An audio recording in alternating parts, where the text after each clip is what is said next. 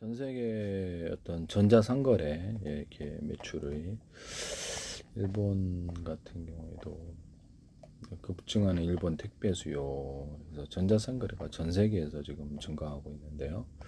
인구가 감소하고 있음에도 불구하고 전자상거래 규모가 이렇게 2020년 13조 9,997억 원에서 2023년에 14조 6,760억 원 성장, 동기화로 증가율이 4.83. 전 세계 시장으로 이렇게 전부 다 전자상거래가 성장하고 있고 성장세가 빨라질 것으로 중국이 압도적인 시장 규모 1위고요. 일본 또한 세계 사이에 이렇게 시장을 보유하고 있습니다. 중국이 전 세계에서 이렇게 소매 매출 중에 전자상거래가 48%를 차지하고 있고, 미국은 그래서 미국이 US 불달러 해가지고 2,987 2조 9천 매출액이 이 정도인가? 2조 9천억 달러인가? 네, 이렇게 단위가 10억 불이 되네. 2조 9,800 이렇게 다. 어쨌든 소매 매출이 48%, 중국이 저기 전자상거래가 미국이 15.5%, 영국이 29.6%, 일본이 13.7% 나는데 다리 거스르들은 한국이 25.1%, 급한 나라가 인도가 8.0%, 인터넷이 깔려 있는 데가 좀 독일이 8.6, 9점, 프랑스가 9.8, 캐나다가 11.4, 11.5 이렇게. 매출은 뭐 중국이 압도적인 전 세계 매출이 이게 지금 단위가 US 불로 해갖고 10억이라고 하는데 5조 8천 210억 달러 이렇게 되는데요, 전 세계가. 그래서 전 세계에서로 해서는 19.4%가 전자상거래입니다. 중국이 2조 9천억, 거의 3조 달러 되고요. 미국이 1조 1천억 달러, 1,200억 달러, 영국이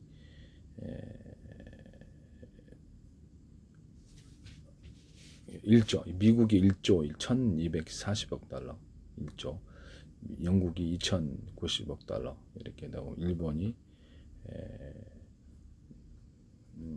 1,950억 달러 이런 게 되는, 한국이 1,250억 달러 이렇게. 맞나 모르겠어요. 맞나 모르겠는데 단위가 지금 좀 애매하네. 이렇게 해서 이렇게 전자상거래가 굉장히 늘고, 그리고 택배가 지금 엄청나게 늘었어요. 전 세계적인 현상이에요. 그래서 일본 같은 경우에 국토교통성에 발표한 택배 취급 건수는 2012년 택배 건수가 35.26억 건 이렇게, 2010년 만인 10년 만에 50.06건으로 42% 증가요. 택배 취급 건수의 증가에서 물류 시장을 이렇게 자기들이, 중국에도 이렇게 알리바바가 들어오고 자체적인 물류 기업들이 우리나라에 들어와 있어요. 그래서 본격적으로 이제 기업 간 거래만 이렇게 자기네들이 받는 것 같은데요. 소매 쪽으로 하고 배달 시장이 곧바로 들어올 거라고 생각합니다. 또는 라이더를 모집해서 할 거라고 생각하고 있어요. 지금 배민 같은 경우에도 지금 쿠팡에 이게 좀 뺏기고 있지 않습니까? 쿠팡에 뺏기고 있는데, 이게 더 상당히 이렇게 택배 물량 자체가 확보가 되지 않는 이상은 좀 어렵다고 저는 생각합니다. 물량 자체를 확보하기 위한 노력이 있어야 될 것 같긴 한데요. 홈플러스를 제가 지금 거의 망해 있는데, 이것을 부분적인 브랜드를 가져와야 된다. 온라인 매출이 지금 많이 줄었을 것으로 생각. 온라인 매출하고 슈퍼마켓 부분은 가져오고 브랜드를 가져오는 전략으로, 매장은 좀, 그래서 창고 정도는 몰라도 창고를 이렇게 크고 작은 몇백 평의 창고를 두고 이렇게 슈퍼마켓식으로 움직이는 게, 슈퍼마켓식으로 전략을, 슈퍼마켓 있고 창고 이렇게 시내 이래가지고 하는 게 나을 것 같긴 한데요. 서울 같은 경우는 굳이 지방 내려갈 필요 없이 거기서 곧바로 주요한 물품부터 딱 갖다 주고, 그렇게 서울에 이렇게 그렇게 해서 물류를 딱 하루 만에 다 끝내버리는 식으로 가야 될 것 같은데, 1위가 일본 내 택배사 점유율 매출액이 2022년 기준에서 야마토 운수가 47.5% 매출액, 이렇게 해서 이렇게 17,000 586억엔. 사과 익스프레스가 27.6%, 야마토 운수가 압도적이고 사과 익스프레스 27.6%, 일본 우편이 우리나라 우체국처럼 19.9% 이렇게 차지하고 있네요. 아무튼 세계 200개 이상으로 국가 지역 운송간 요금 체계가 간단하다. 일본 시장에서 그냥 편의점과의 제휴를 통해서 물량을 확보하고 있는 것 같은데요. 사과 익스프레스 세계 220개 이상의 국가 지역 운송 가능 법인 서비스 중심으로 운영하고 있다. 그러니까 기업 간 거래를 좀 하고 있는 것 같은데, 사과 익스프레스. 일본 우편은 만국 우편연합 조례에 기반해서 다양한 방식으로 운송이 가능하고 이렇게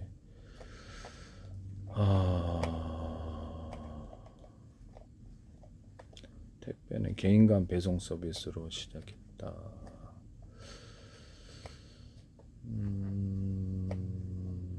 전 세계적으로 이렇게 어떤 해외 직구가 이게 어느 정도 하는데, 특히 중국이 해외 직구에 있어서는 강자라고 보이는데요. 중국이 앞으로 이것을, 알리바바도 동남아시아 진출하고 이렇게 미국에 진출할 날이 얼마나 진출했나 모르겠는데 얼마 남지 않았다. 제가 보기에 해외 직구를 미국에도, 그래서 제가 말씀을 드렸다시피 중국 상품을 가져다 팔면 쿠팡에서 2만 몇천 원이더라, 파채서리가. 근데 여기는 8천 몇백 원이더라. 이게 테무에서 곧바로 직구를 하니까 이게 문제라는. 중국 상품 갖다 하면 뭐 경쟁이 되겠어요? 안 되니까 동남아의 다른 데서 확대를 해가지고 제품군을 맞춰가거나 거기서 PB 상품 만들거나, 거기서 가져와라 이 상품 이렇게 우리 상품 만들어줄게 해가지고 전 세계에서 들여와서 이렇게 그런 전략을 해야 된다고 말씀드려요. 똑같은 상품을 가지고 가격 상대가 안 된다는 거죠. 그래서 알리바바라든지 이제 중국의 물류기업, 기타 다른 데도 지금 BYD도 들어오고 전기차가, 그래서 전 세계 60%를 차지하고 있는 이런 업체들이, 현대기아차는 7위예요, 7위. 테슬라가 3위로 밀려났고요. 그래서 이게 좀 문제인데, 2026년도부터 본격적으로 이렇게 진출을 하게 되면은 이게 이제 그 나라의 내수 시장이, 중소기업이 이게 만들 게 없어요. 다 중국으로부터 들어와야 돼. 식품조차도 중국으로부터 다 들어오더라고요. 근데 맛있어요. 저도 샀는데 참 어이가 없긴 한데, 이게 경쟁력, 가격 경쟁력을 한국에서는 맞출 수 없는 가격이에요.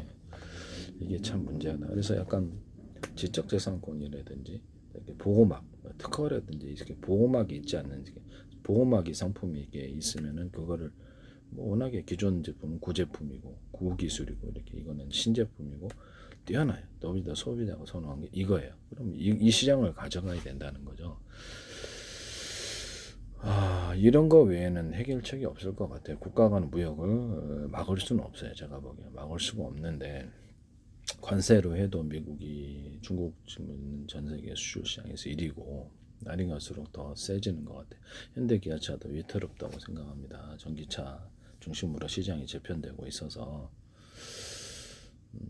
이런 부분을 말씀을 드립니다. 삼성도 좀 중국이 물론 전체적으로 드림 시장이래, 반도체 시장이 커지고는 있어요. AI라든지 아니면 데이터 센터라든지 여러 가지 이렇게. 그러나 중국이 자체 수요를 갖다가 홍콩까지 하면 삼성이 이렇게 50%거든요. 중국으로 수출하는 게. 그럼 범용 반도체에서 자기네들이 10% 지금 7%를 돌파했다고 한 게 9월 달인가 10월 그런 걸로 알고 있는데요.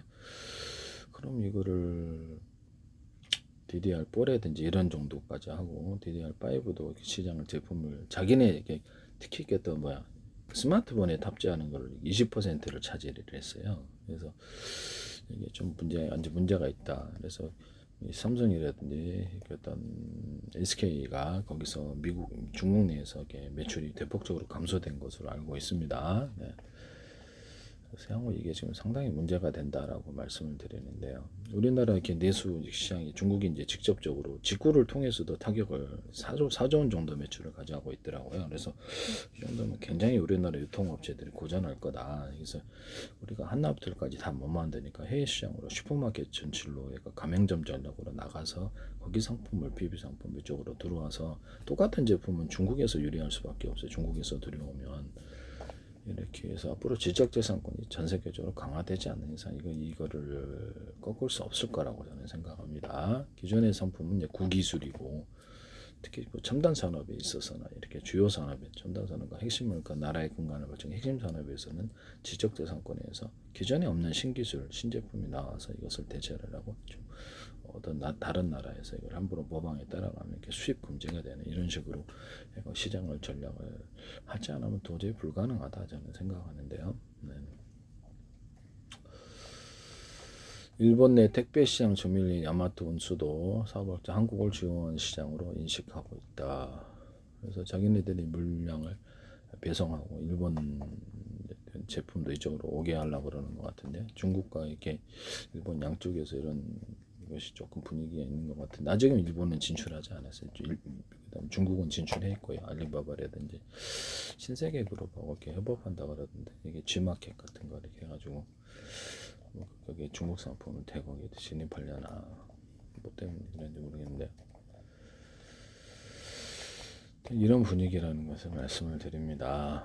전 세계에선 전자상 거래가 우리나라만의 전 세계적인 현상이다. 그리고 여기서 이게 같은 조건 속에서 싸우게 되면은 가격 경쟁력에 있어서 중국이 품질까지 물건도 더 다양해요. 우리나라 의류산업도 섬유산업도 작살났어요. 모든 게 지금 그래. 전통적인 가장 태광산업도 저도 작살났습니다. 이게 오랫동안 순이익을 엄청나게 돈 벌던 업체인데 가격이 경쟁이 안 되는 석유화학도 그렇고 이게 문제가 좀 크다. 네, 그렇게 생각이 듭니다. 이런 부분을 말씀드립니다. 이게 중국이 들어와서 이게 향후 직접적으로 이렇게 모든 중국 상품 국내에 쫙 뿌려버리면 이 가격에 있어서 이제 문제가 커지는 문제가 되는데 우리나라 중소기업들이 굉장히 무너지고 자영업자들도 되게 무너지고 있는데 소득이 양극화가 이루어 중산층이 사라지고 있어요. 수출은 잘 되는데 겉으로 내수 시장에 있어서 중소기업과 그렇죠. 경제 한 축을 담당한 자영업이 무너지고 있어요. 이 사람들은 어디로 갈까요? 일자리가 없는 거예요. 그래서 이게 상당히 지금 문제가 있을 수 있다라고 저는 생각합니다.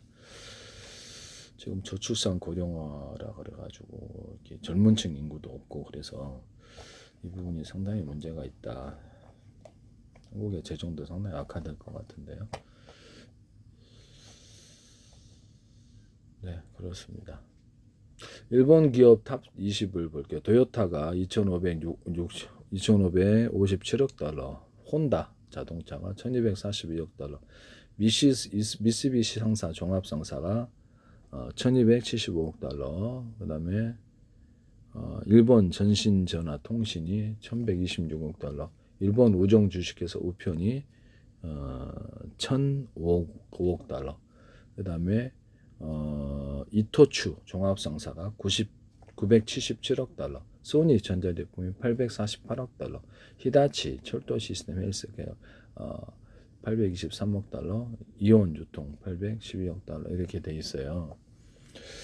이제 옛날 자료일 수도 있는데요. 그래서 이거를 지금 그래도 이건 뭐 도움이 되는 거예요. 토요타, 혼다, 미쓰비시 상사, 일본 전신전화 통신, 일본 우정 주식회사, 이토추 종합상사, 소니, 히타치, 철도 시스템 헬스케어, 이원 유통, 니폰 생명보험, 생명보험이 769억 달러, 니폰 생명보험이 이렇게 되어 있습니다.